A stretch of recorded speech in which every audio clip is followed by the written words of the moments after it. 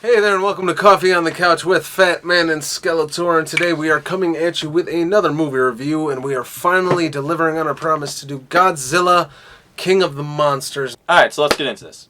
So immediately we open up with the opening logos. First you see the WB logo, then you see the Legendary logo. And I didn't notice this the first time around, but on second viewing, there's a sphinx and like a dragon kind of thing next to the WB logo.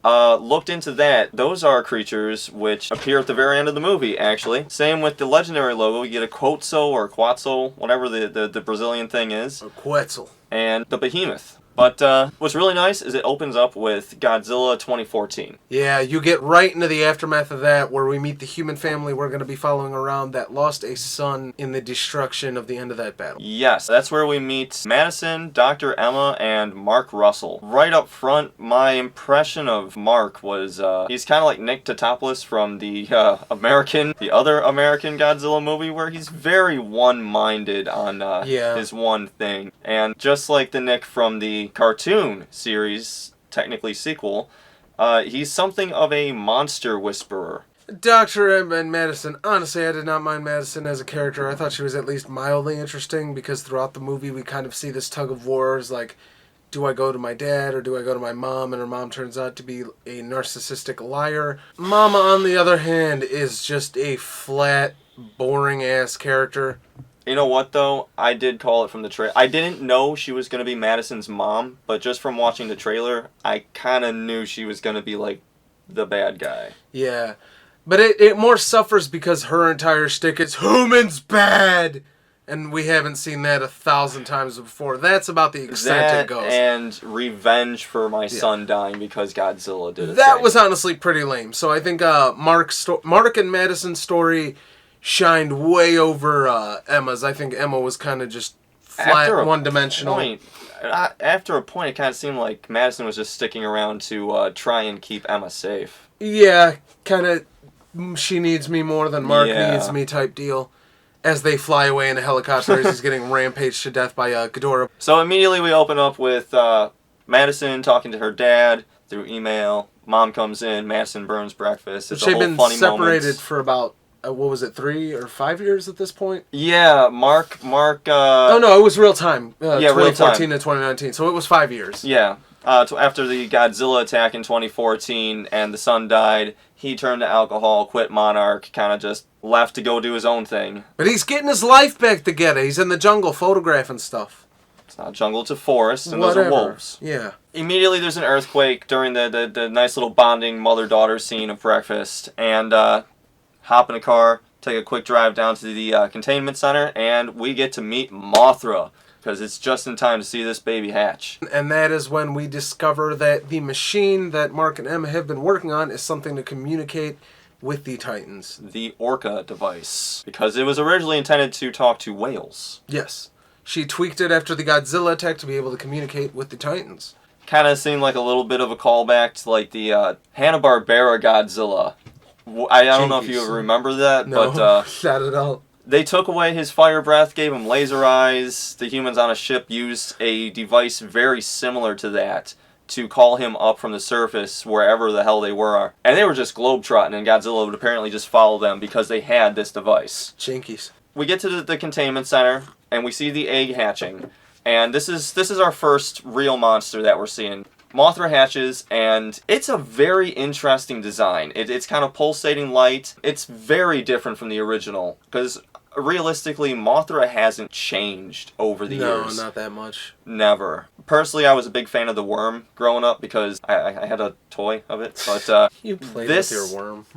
Yes, I did. This one is a lot spikier. It seems kind of reminiscent of the Godzilla 1998 cartoon series monsters. A lot of the things in here look like they could have come from that show. And with a lot of these monsters design, actually this is a consistent thing throughout the entire movie, is they've tried to kind of intersplice a lot of stuff from a lot of different iterations of the franchise while keeping the core design that everybody's more accustomed to. So they did a really neat job kind of integrating all of that, I felt. Yeah, they did. They really did. There's a lot of callbacks and Easter eggs and references. Some of it's really deep and hidden. Some of it's just right there on the surface. A deep one, for example, is Mothra's being kept at Containment Area 61. Mothra originally debuted in 1961 in her own movie. Nice little reference there. Yeah, I did read that one. Also, there was a lot of controversy about whether Mothra would have her fairies, her traditional fairies she always shows up with, the tiny little chicks who warn the humans and whatnot. This time around, we get Asian twins. One is working with Monarch. Oh, yeah. And the other one pops up right here and now because the eco-terrorists show up to free Mothra. And they kind of kill everybody on the base. They decimate everybody in the Yeah. base with the exclusion of Emma and Madison. One thing, though, Mothra gets in some good shots. Like, Mothra's pulling some Spider-Man web shots there. Like, the accuracy. Fun. You just hatched. You're like 5 minutes old. That was fun, yeah.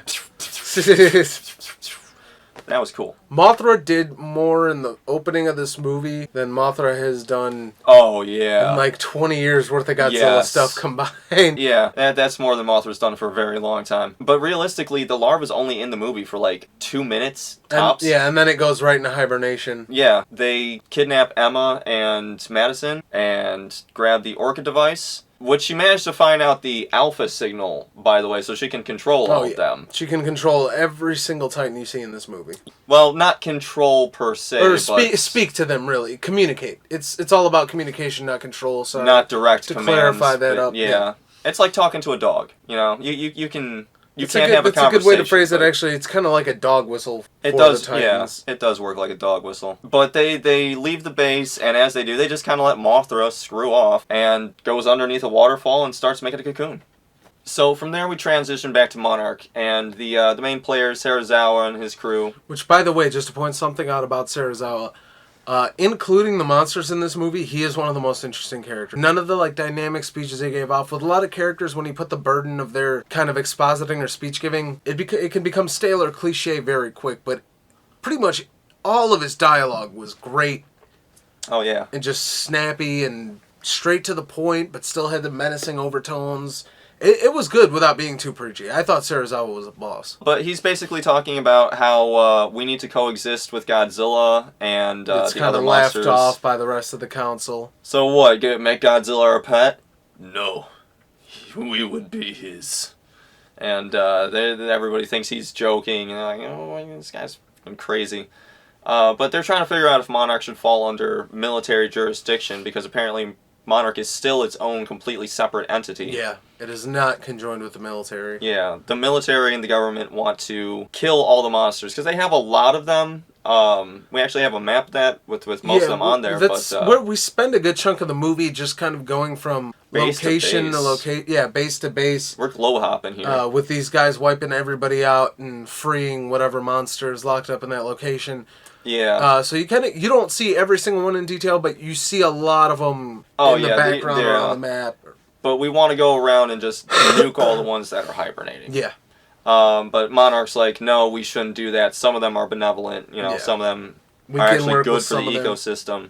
And that's where it's revealed that where the monsters fight, everything regrows. Like San Francisco is like there's forests in the middle of the city now because Godzilla fell asleep there, so of course there's going to be a forest there. Due to, it was a combination of the radiation levels and unorthodox DNA patterns and whatnot, and that just kind of mixing with our environment, something that wasn't present before, sets off a chain reaction where after the destruction you get a lot of rebirth. Yeah. So that's the whole idea behind awakening them and letting them fight. And that's really something that stands out from all the other Godzilla movies, because up until now, it's always been Godzilla just kind of passively leaks radiation. Being near him will kill you. If he shoots his atomic breath, a block radius is realistically going to die within the next few hours. If he bleeds, anything near that blood is just done. By the time we hit the end of the Heisei era with Godzilla vs. Destoroyah, he literally goes nuclear, and that's like the end of Japan. It's done. It's nuked. Nuclear winter time, baby.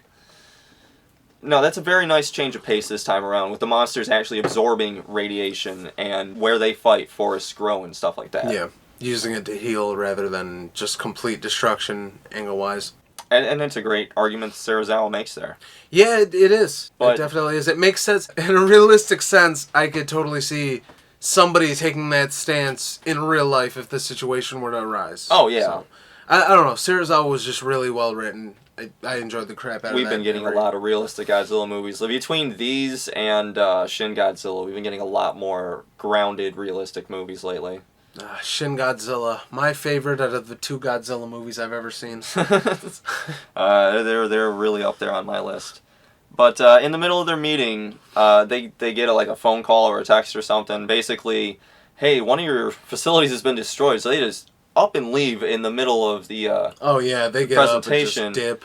Yeah, you know what? We're gonna leave you with this video here. Hopefully it's the one with the genitals blurred out, and it's the 2 Mutos passing the nuke off to each other. But then as they start passing the nuke, the faces blur. So apparently their genitals are their mouths.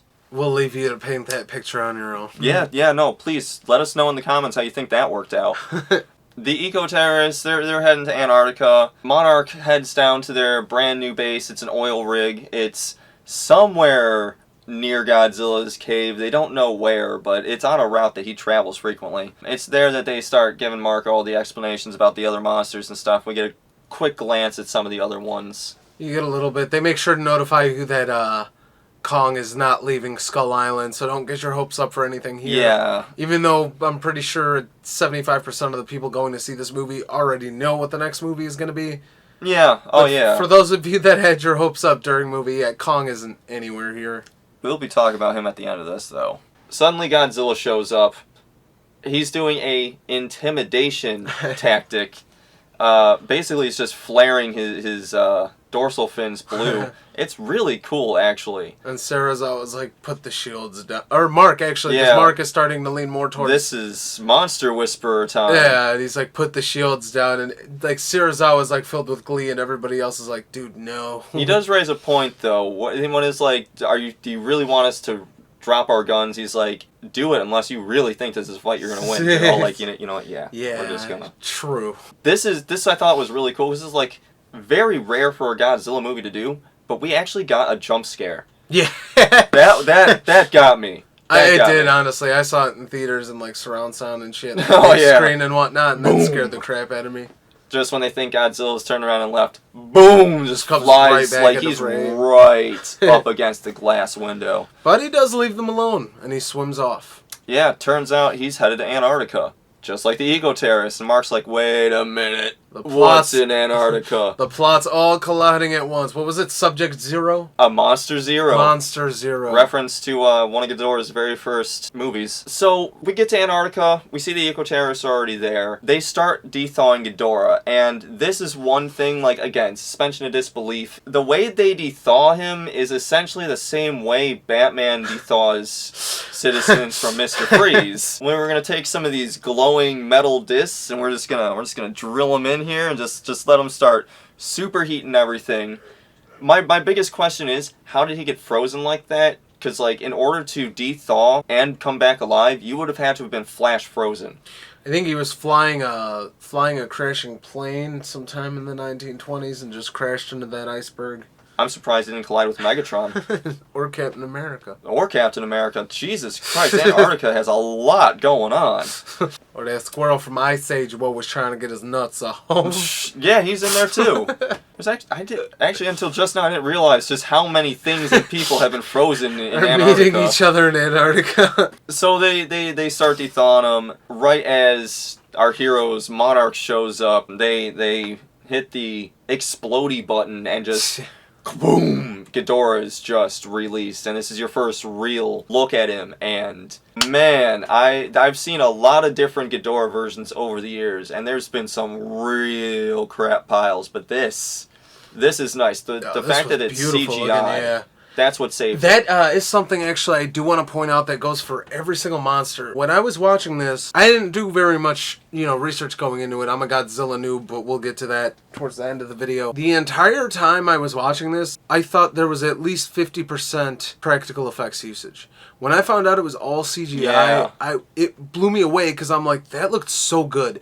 It never, I know, look, obviously, giant fighting monsters, again, to hammer that point home, but it never felt like I was just watching a CGI blob on screen walking around clashing with another CGI blob. It literally felt like there was some puppeteering or practical work going on. It was amazing. If you see the behind-the-scenes work, there's actually 3 different people in mocap suits basically moving at the same time to get Ghidorah. Oh, yeah, the heads, yeah. Yeah. But, it was great. I mean, that's something I did want to give the movie a lot of props for. It just never felt like a CGI fest, even though it kind of was. Yeah. It never felt like that. Something else looked good to give the movie props for. Ghidorah has just shown up, and we're about to get a massive fight. Everybody's showing up at the same time. It hasn't... This feels like this should be an end-of-movie fight, but this is the beginning. This is the first monster fight. 35 minutes. And this is the first monster fight. We're 35 minutes in, and it feels like we've just watched a whole movie's worth of plot development and character growth. And it's happening organically, which is... the most impressive thing about all of this. Seriously, it didn't feel rushed. Like, the exposition doesn't feel like somebody's just dumping exposition on you. It feels like an organic place. Like, the cliches are kept to a bare minimum here. I loved it. Oh, yeah. I love the development of it. And the best part is, there's still, like, another hour and some change left of just monster fights. It is great. Pretty much. It's absolutely amazing. If you're a Godzilla fan, you know what I'm talking about. This is what you want. So, one of the greatest scenes ever is they think everything's lost. Ghidorah's just messing everything up, and then, boom, there's Godzilla. Oh, man. It was a great fight. Like, holy crap. He doesn't go to Antarctica very often, but when he does, man... And Ghidorah's firing lightning, and the helicopter with our Orga buddies is already taken off, but Mark is still on the ground. Mark, and I forget her name, she gets crushed by Ghidorah. The lady with Serizawa. Graham? Yeah. Yeah, Dr. Graham. Yes. Mark gets left on the ground shortly after a moment where he was trying to get Madison back over to his side. And there's a moment where she's kind of debating, who do I go with?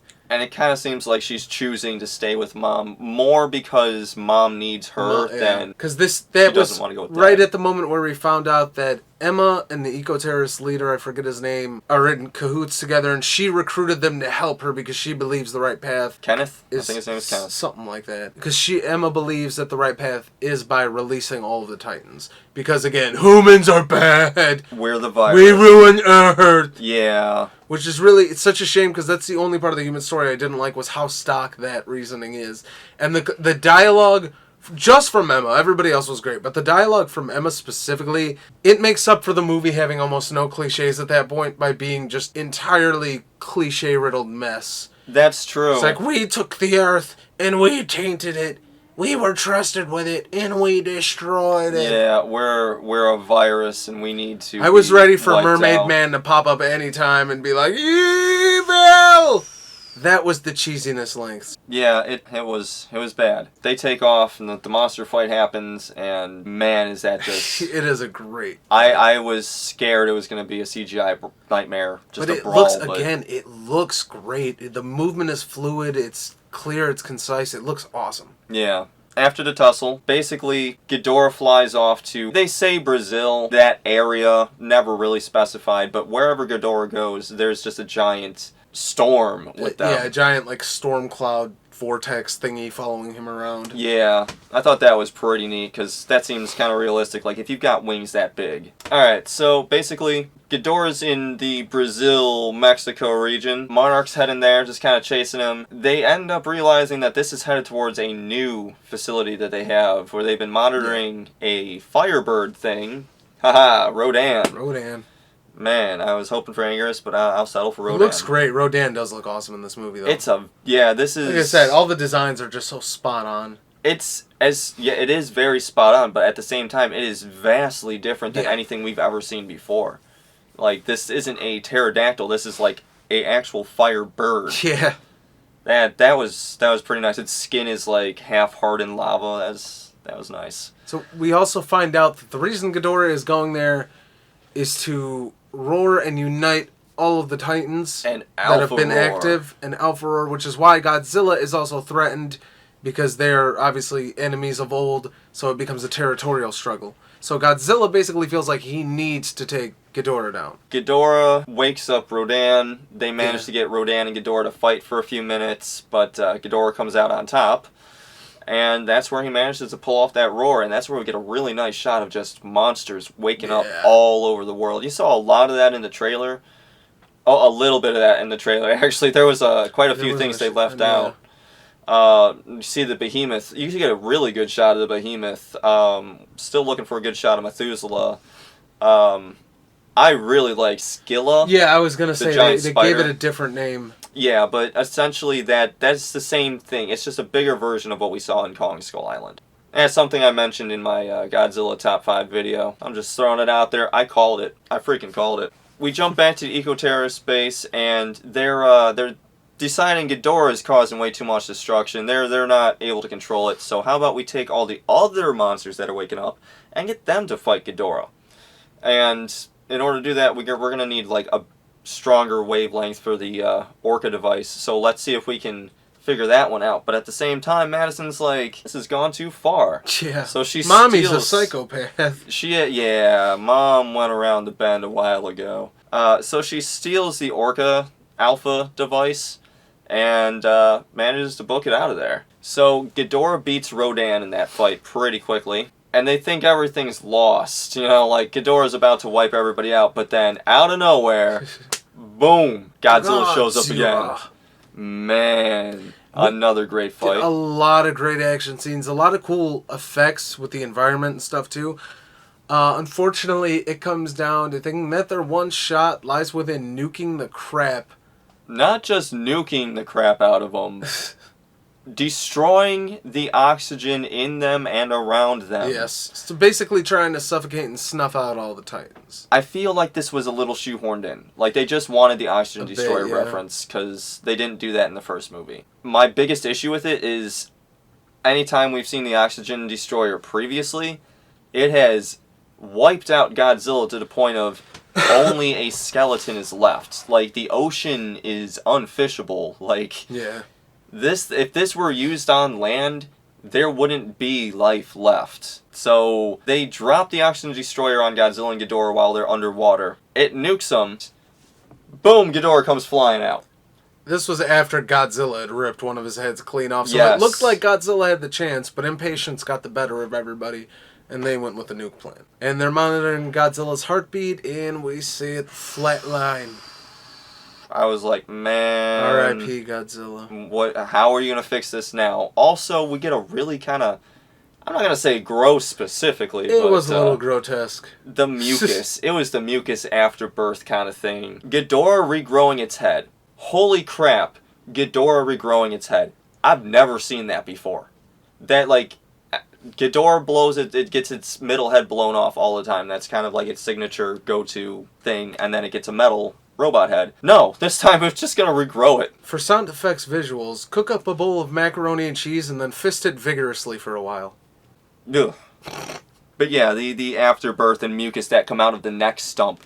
And then, like, one of the heads reaches down and starts nibbling at it and, like, eating the afterbirth as the head's growing out. It's a wee bit gross. A little bit. It was still really cool. Again, amazing effects. I'm surprised some of that wasn't just practical. So we get everybody kind of sailing back towards the mainland where this is about to wrap up. And in all the confusion, Madison realizes that Emma is a complete monster and she steals the Orca device. After she steals it and runs away, we're not sure where to just yet. We cut back to the ocean right after the nukes dropped. Mothra comes flying over because, man, Mothra hatched. And that, by the way, was a really nice scene. Homage to the OG. When she was hatching, that was like a remix or a cover song that the natives would sing as she was hatching in the original movies. I thought that was a really nice nod. But she flies over and she uses her god rays, whatever they are. Basically, she's able to talk to or communicate with Godzilla through the ocean all the way down to wherever the heck his cave is. And that's when we find out that he is in a stasis of very, very low sleep and would need years to regain his energy. He's not dead, which is good news for our team because Mark has done almost a complete 180 at this point and has realized Godzilla's pretty much our only hope of stopping Ghidorah. So he's on board with Godzilla again. Mark is now the Godzilla's life coach. Yeah. He went from monster whisperer to a life coach. Some weird transitions during this movie. He has a weird character arc.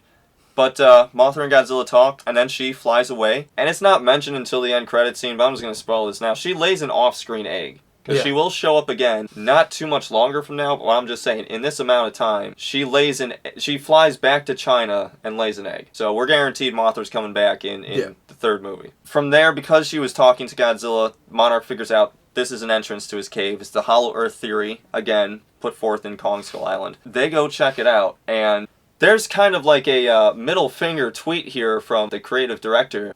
There's a skeleton that may or may not be an Anguirus at the entrance to Godzilla's cave. I didn't notice it the first time around, but I took a look and there it is. We don't know if you have the rights to this or not. So does this mean you want to but can't, and that's the only thing you're doing? Is that a swift kick in the pants for me?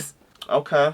One of my favorite monsters, and all I get is its skeleton for like 0.2 seconds. Basically, they find out what they need to reawaken Godzilla is huge quantities of nuke power. Yes, we're getting the world's finest nukes, finest Russian nukes, American nukes, Chinese nukes. We're Unfortunately, it would sap fry anybody. Oh yeah, just being near these things just starts to melt you away. There's no way to set it off and get out of there in time, so we get one brave volunteer. Guess who it is? I'll do it. Sitazawa! Mr. Let Them Fight himself. You can bet I was sitting in the theater like, Nani? I really liked him. I was sad to see him go. But we have this awesome scene where he sets the nuke and he's like starting to suffocate and his suit's starting to deteriorate from the radiation.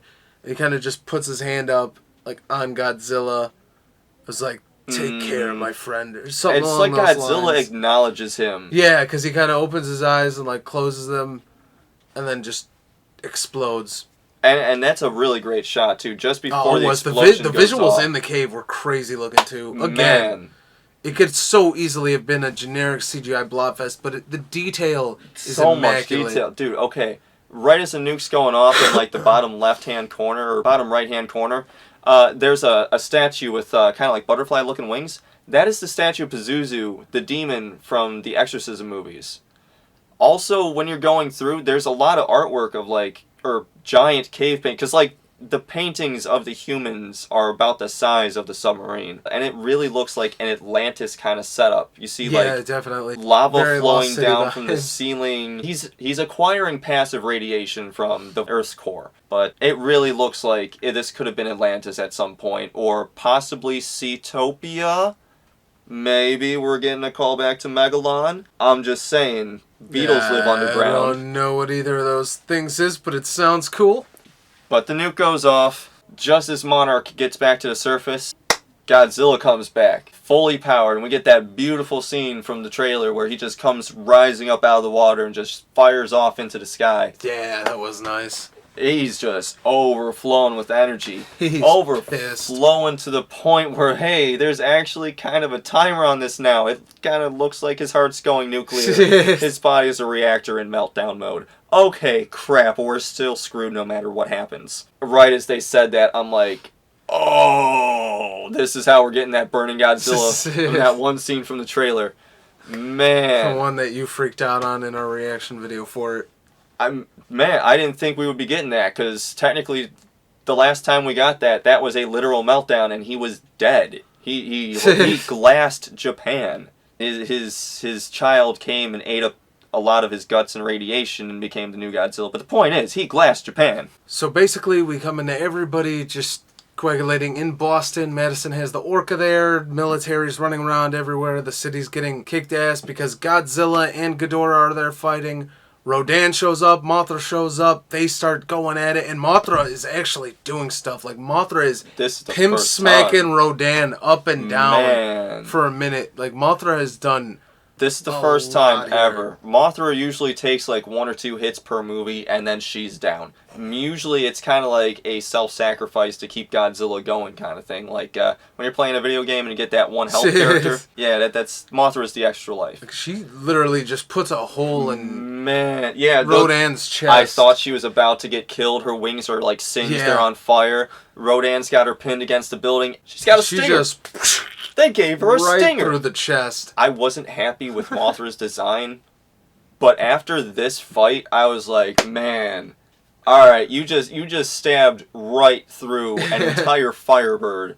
Holy crap! You're not props. You're not a weakling anymore. You have evolved into some kind of majestic battle beast. Through all this, we have Mark and Emma going through the city looking for Madison, and we get that little family dynamic of, oh, is she dead, is she not? But they find her, she's okay. Meanwhile, back at the fight, we have Godzilla about to explode. Yeah, here. At this point, we get that money shot from the trailer. He starts going red, he starts going burning Godzilla. Nuclear, dude.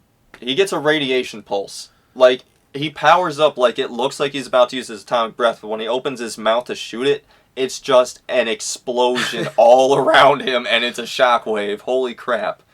Everything's just getting leveled. And he just tanks, and it gets leveled, and we see...